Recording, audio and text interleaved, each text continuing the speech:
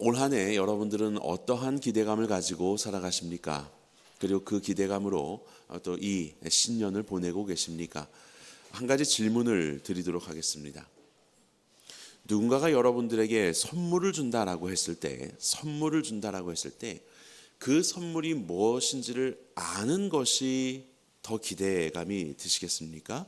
아니면 그 선물이 도대체 뭘까라고 모르시는 것이 더 기대감이 드시겠습니까? 아는 것, 그것이 무엇인지를 정확히 아는 것, 그리고 그것이 무엇인지를 잘 모르겠는 것, 하지만 뭐 준다고 해서 또 기대할 수 있죠. 어떤 것이 우리의 기대감이 더 커질까? 한번 마음속에서 생각해 보시고요. 잘 듣고 계셨다가 이따가 정답을 말씀드리도록 하겠습니다. 하나님께서는 아브라함이 되지요. 이 아브라함을 부르셔서 하나님의 선물을 약속하십니다. 그리고 이 아브라함은 그 약속의 말씀을 붙들면서 이제 새로운 여정을 떠나게 되지요. 그러면서 이제 우리의 믿음의 조상이 되는 그의 삶으로 하나님은 놀랍게 그를 사용하시는 것을 보게 됩니다. 하나님께서 그를 부르실 때에 세 가지 정도를 약속을 하십니다. 첫 번째는 땅을 말씀하시죠. 내가 있는 이 땅을 떠나서 너의 본토이자 친척들이 살고 있고 너의 아버지의 집이라고 할 수 있는 이 땅을 떠나서 내가 내게 지시할 땅으로 가라, 이렇게 말씀하고 있습니다.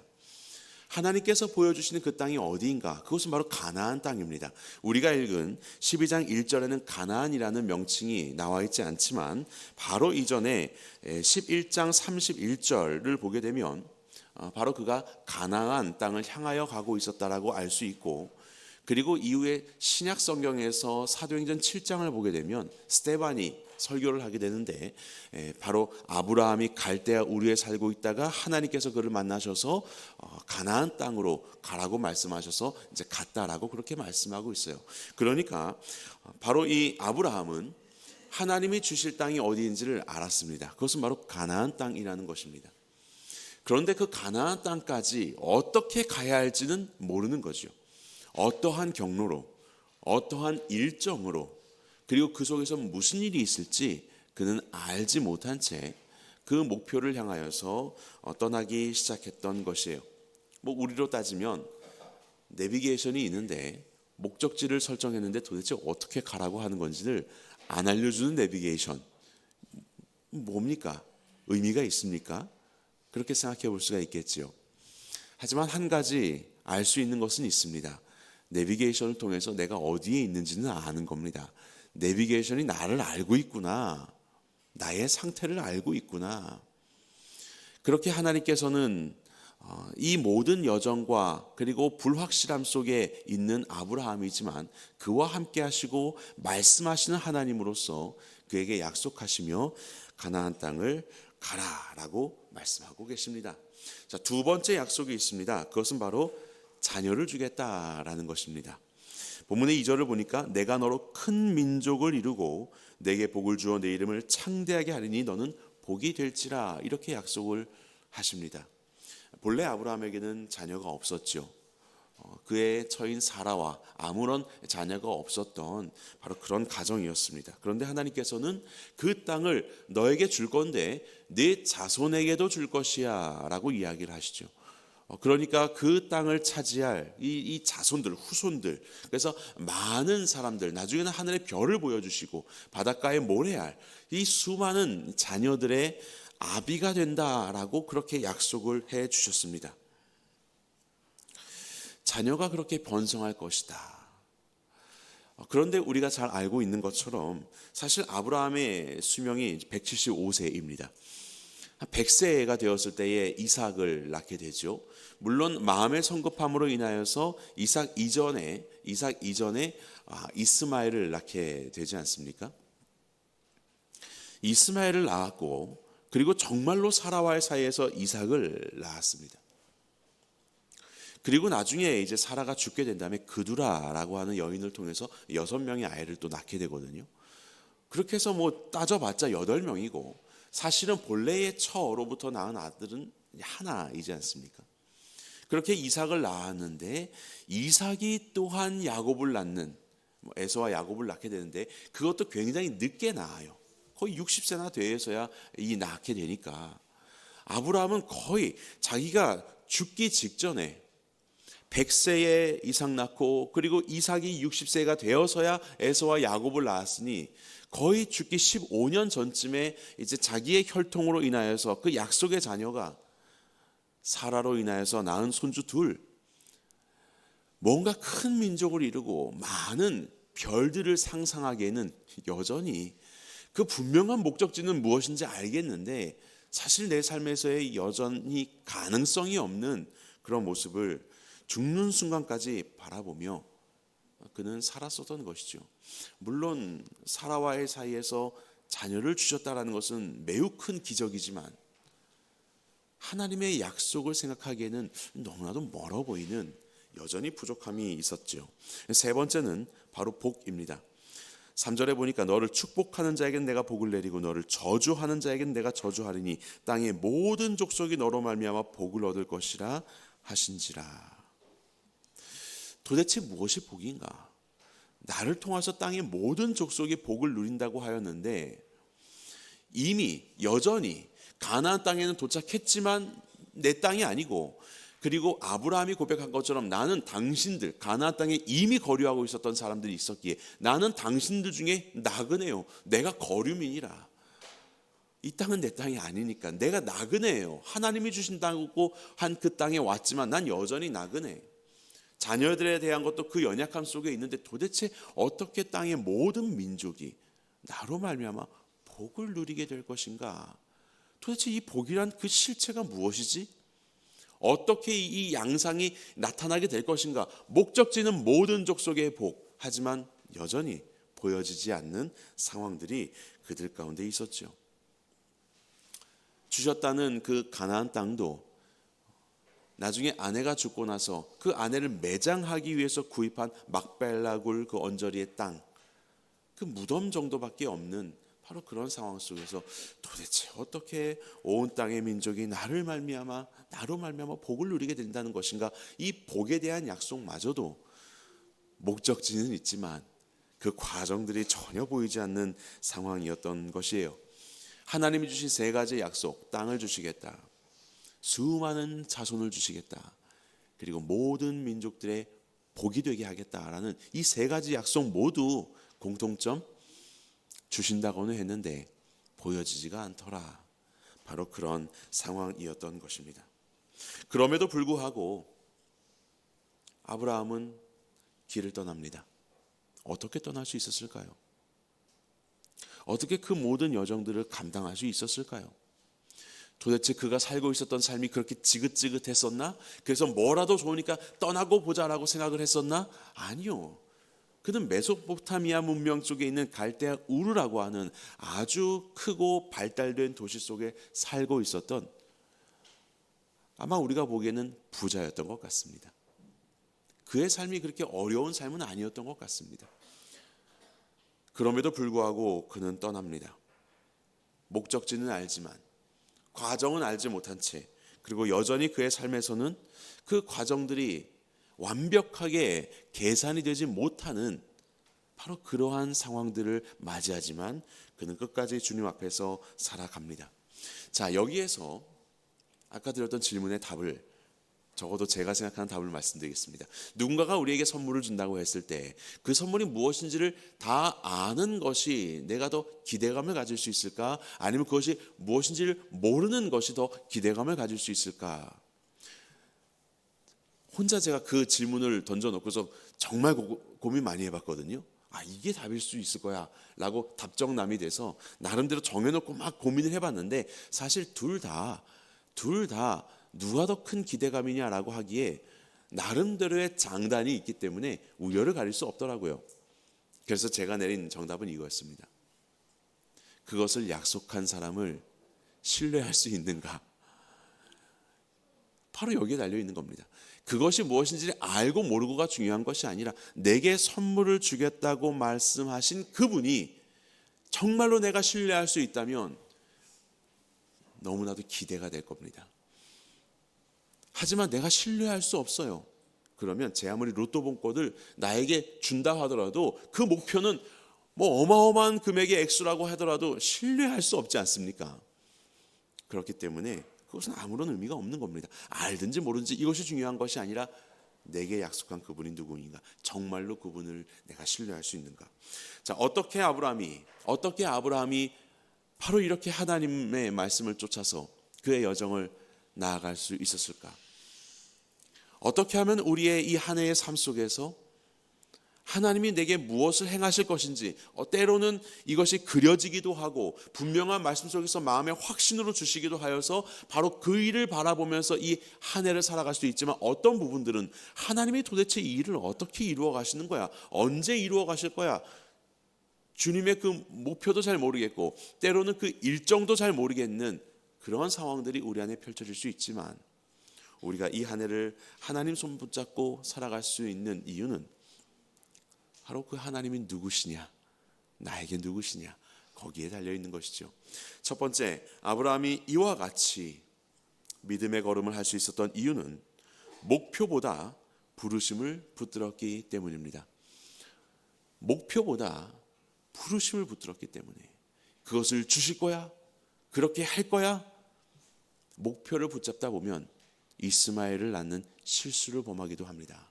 하지만 하나님이 말씀하신 그 부르심이 있기 때문에 그는 그것을 붙들며 갔어요. 자, 4절 보겠습니다. 이에 아브라함이 여호와의 말씀을 따라갔고 롯도 함께 갔으며 아브라함이 하란을 떠날 때 75세였더라. 하나님의 말씀을, 그를 부르신 그 부르심을 붙들며 나아갑니다.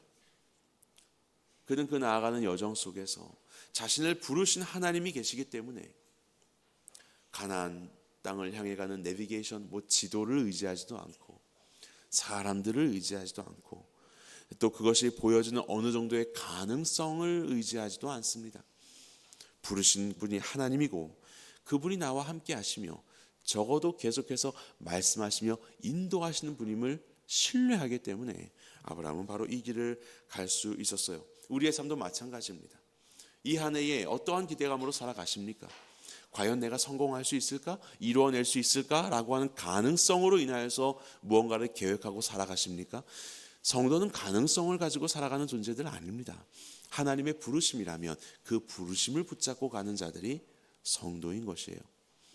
그래서 우리에게 필요한 건 무엇입니까? 정말로 하나님의 부르심인가? 이것을 분별하는 것이 중요합니다. 이것이 하나님과 상관없이 내 욕심이 만들어낸 허상은 아닌가? 그럴 수도 있거든요. 그래서 우리는 날마다 겸손한 마음 속에서 하나님 앞에 점검해야 합니다. 이 한 해 그냥 여러분들이 생각하고 내가 스스로 확신해버리는 그 어떤 덩어리의 일들을 가지고 싸매면서 살아가는 것 아니요. 하나님이 내게 무엇을 말씀하고 계시지? 정말로 겸손한 마음으로 나의 정욕을 내려놓고 하나님의 말씀 속에서, 그리고 마음을 다하는 그 겸손한 기도 속에서, 그리고 함께 신앙하며 살아가고 있는 믿을 만한 우리의 지체들과 함께하는 교제 속에서 기도를 부탁하고 또 그들을 통해서 주님이 무엇을 말씀하신지를 기대하고 그 모든 걸음들을 확실할 수 없는 상황이 내 앞에 있다 할지라도 때로는 너무나도 확실한 것처럼 보이는 상황이 바로 이 상황이라 할지라도 지금 이 순간 하나님은 내게 무엇을 말씀하시는가? 두렵고 떨리는 마음으로 겸손히 행하는 것이 우리의 삶의 걸음이 되어야 할 것입니다. 우리는 지금도 살아계셔서 우리와 함께 하시며 우리에게 말씀하시는 하나님의 말씀, 하나님의 부르심을 붙들며 살아가는 성도이기 때문에 그렇습니다. 자, 두 번째로 하나님을 충분히 신뢰해야 합니다. 하나님을 충분히 신뢰해야 합니다. 여기서 충분하다는 것은 무엇입니까? 우리 안에 있을 그 두려움, 그것을 이겨낼 만한 충분함입니다. 두려움이 없다는 것이 아닙니다. 어떻게 행해야 될지 모르기 때문에 걱정도 됐을 거예요. 그러니까 밤잠 못 자고 있는 아브라함을 그 밤으로 그 밖으로 데리고 가셔서 하늘 보여주시고 별빛을 보여주시고 또 약속도 해주시고, 우리 하나님은 그렇게 하셨지요. 두려움이 없어서 떠난 것이 아니지요. 때로는 두렵고 참 어렵다, 내가 감당할 수 없는 일일 수도 있겠다라고 생각이 되지만 하나님이 그것을 내게 말씀하시고 맡겼다면 하나님은 분명 틀리지 않을 것이기 때문에, 하나님은 분명 그 일들을 이루어 가실 것이기 때문에 하나님을 신뢰하는 거예요. 내가 나를 판단하는 것보다 나를 보시는 하나님이 더 맞습니다. 그렇기 때문에 하나님을 신뢰하는 거예요. 충분히 신뢰하는 겁니다. 믿음이라는 것은 무엇일까? 믿습니다. 막 찬양 드리고 함께 웅성웅성 무엇을 하고 나면 뭔가 내 안에 정말 믿어지는 것 같고, 그래서 그 어떤 감정적인 열정과 뜨거움으로 믿습니다 라고 하는 것이, 그것이 믿음이 아니죠. 진짜 믿음은요, 때로는 굉장히 차갑습니다. 매우 냉철합니다. 하지만요, 하나님의 분별을 알기 때문에, 하나님의 분별을 알기 때문에 분명한 이성을 가지고 하나님을 선택하는 겁니다. 우리는 그것을 믿음이라고 부를 수 있어요. 하나님이 그렇게 하실 것을 알기에, 나에게 어떤 조건과 가능성이 세상 가운데서도 관찰되는 것이 아니지만, 내게도 없지만 하나님의 은혜라는 것을 알기에 내 마음은 때로는 갈팡질팡하고 보여지는 상황은 전혀 그렇지 않아도 냉철한 지성 속에서 우리는 은혜를 아는 자로서의 이성적인 신뢰함으로 하나님을 선택할 수 있습니다. 그것이 바로 충분한 신뢰입니다. 하나님을 충분히 신뢰하십시오. 아브라함은 그래서 하나님을 붙잡고 떠나가게 됩니다. 그리고 하나님은 그의 삶 속에서 하나님을 더욱더 신뢰하기를 말씀하시고 만들어 가시며 이루어 가시죠. 아브라함이 완벽해서가 아니고요, 그의 작은 시작이었지만 하나님은 그의 여정 속에서 그 신뢰를 보다 더 큰 신뢰로 만들어 가시지 않습니까? 아브라함처럼 산다는 것은 무엇인가? 내가 사는 길을 아는 사람이 아브라함이 아니라 부르신 분을 아는 사람, 나를 부르신 분을 알아가는 사람, 바로 이것이 아브라함의 삶의 걸음이라고 생각합니다. 이 한 해 여러분들의 삶을 인도하실 하나님, 그 하나님을 신뢰하십시오. 상황과 어떠함보다도 더 충분히 신뢰하십시오.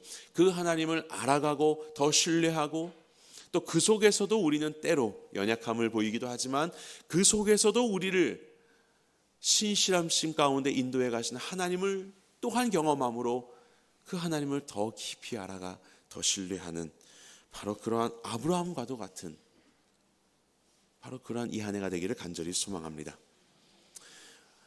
세 번째로는 우리가 어떻게 아브라함처럼 이와 같은 걸음을 갈 수 있을 것인가?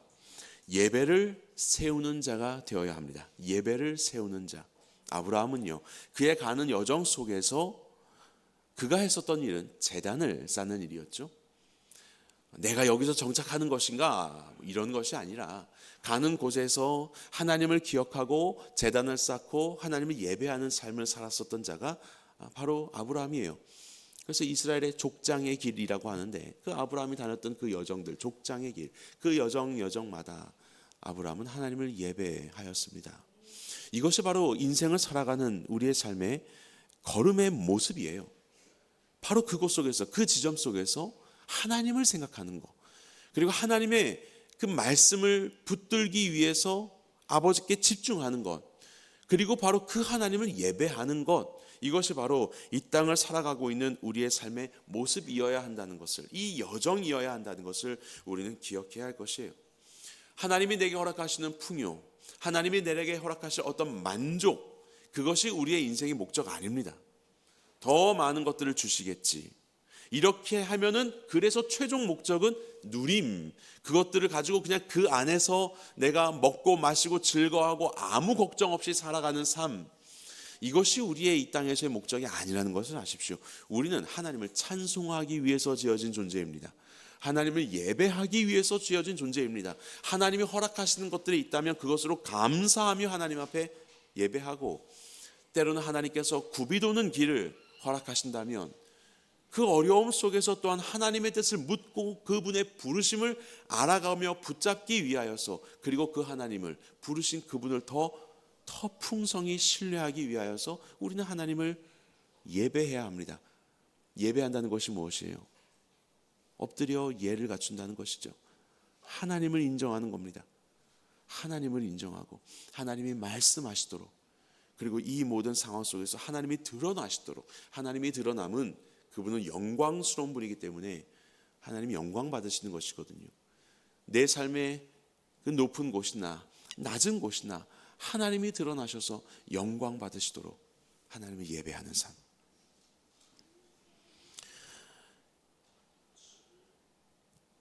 이 아브라함의 여정에 대해서 스데반이 사도행전 7장에서 설교하였다라고 말씀을 드렸죠. 스데반의 그 설교의 핵심 사상, 핵심 단어가 있다면 그것은 하나님의 임재와 성전이라는 것입니다. 이게 스데반의 그 7장의 긴 설교가 결국 그 핵심은 성전이거든요. 그리고 그것을 말하는 그 대상은 유대인들, 그에게 돌을 던졌었던 사람이에요. 그가 했었던 말의 그 핵심은 이것입니다. 하나님은 이 성전에 계시는 분 아니야. 하나님은 크신 분이셔. 아브라함을 봐봐. 성전이 없었을 때에 하나님은 그가 살고 있었던 갈대아 우르에 나타나셨어. 거기가 성전 되었어.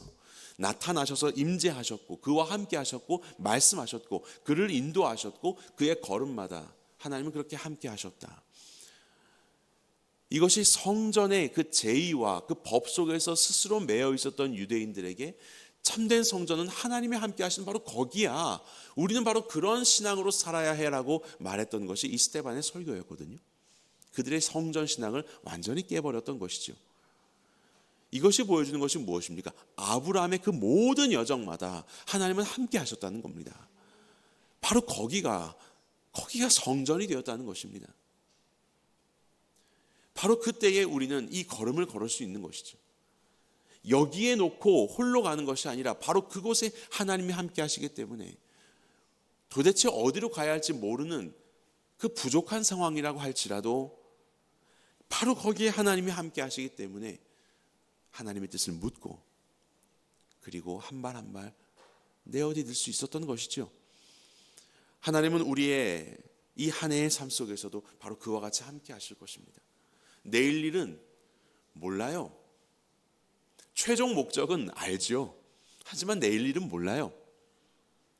하지만 우리가 분명히 아는 것은 우리의 삶을 부르시고 이끌어 가시는 하나님이 지금도 함께 하신다는 사실이에요.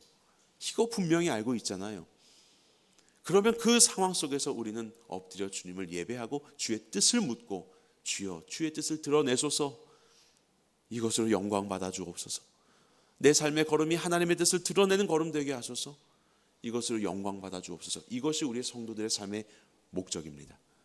여러분들의 삶의 안녕과 풍요와 번영과 누림이 아니라 하나님의 영광을 위해서 살아가는 삶, 이것이 정말로 기쁨이 될 때 우리는 기꺼이 바로 이러한 여정을 출발할 수 있게 되는 것입니다. 그렇게 하나님은 아브라함에게 나타나셨습니다. 노아 세대 이후로 거의 10대가 지나기까지, 많은 세월이 지나기까지 큰 말씀 없이 침묵하셨지만 하나님은 이 아브라함에게 나타나셔서 주님의 놀라우신 말씀을 증거해 주시죠. 그렇게 성전으로서 그의 삶을 성전으로 만들어 가셨지요. 하나님은 그렇게 우리를 부르시고 우리와 함께 하시기를 원하십니다. 매일매일 여러분들이 살아가는 그 바로 삶의 현장이 바로 여기가 아니라 바로 그 여러분들의 삶의 그 현장이 성전되게 하십시오. 그것이 우리가 정말로 하나님 앞에서 주의 영광을 위해서 살아가는 방법이에요. 예루살렘으로 가서 여기에만 있어라고 말했던 그 유대인들의 성전 신앙 아니라 도룡동 385-12번지에 와야지만 예배를 드리는 것이야 라고 해서 일주일 내내 하나님과 상관없이 살아가는 그런 존재가 아니라 바로 여러분들이 바로 그 지점에서 하나님의 임재하심을 알기에 주 앞에 무릎 꿇고 주의 뜻을 물어가는 바로 그런 삶을 살아갈 때 우리는 하나님이 이 한 해에 우리의 삶 가운데 함께 하시며 이루어 가실 하나님의 일들을 기대할 수 있고 바로 그 기대 속에서 신뢰하는 하나님이 이루어 가시는 귀한 열매를 통하여 하나님께 영광 올려드리는 한 해가 될 수 있을 줄 믿습니다. 바로 이 기대함으로 시작하시고 걸어가시는 우리 모든 이들의 삶이 되기를 주님의 이름으로 간절히 축원합니다.